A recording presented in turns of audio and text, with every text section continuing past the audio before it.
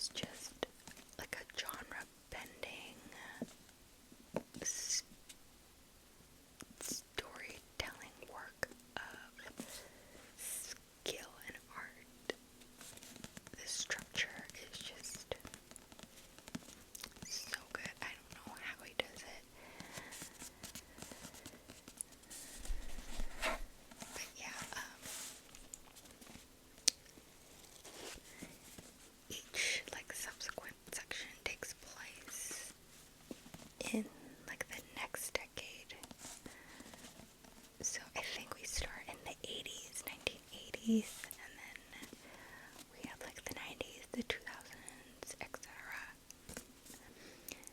And yeah, it follows like different people.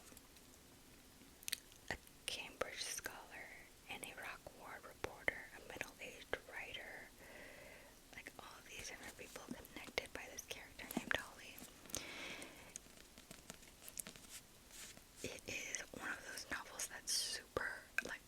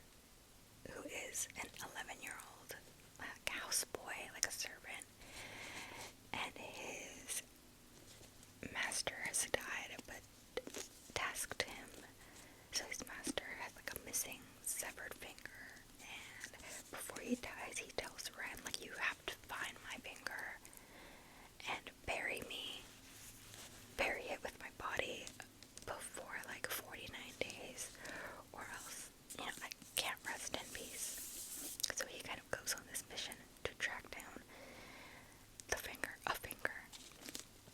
And then we have Ji-Lin, who's like a 20-year-old. She works, young girl that works at like a dance hall, and she happens to come upon a severed finger from one of her clients. And so these two characters' stories kind of like come together, and the threads all like weave together in such a brilliant way. Just there's a lot of like folklore and superstitions about men who turn into tigers in the night. It explores like themes of loyalty and love. There's coming of age. We also explore like the social hierarchy in Malaysia at this time. But I love that like supernatural element. Like, is it fate? Is it magic? Like, you never really know. But it is like woven into the story in such a good way, and it just blends with like the culture and the backdrop so well. There's also a lot of like dreams. Dreams play an important element in the story, like for her communicating, you know, like what do the dreams mean? Is it real? Is it actually happening? Is it magic? Like, I just love that kind of magic. It has like a magical vibe to it because you just don't know, and it's never explicitly told.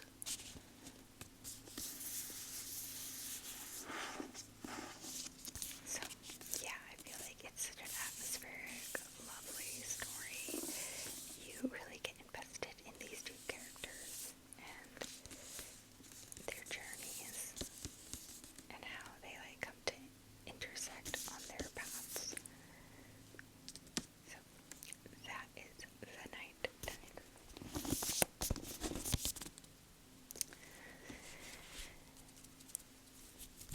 Okay, next book, moving right along to our fourth book, is Beasts of Extraordinary Circumstance by Ruth Emmy Lang.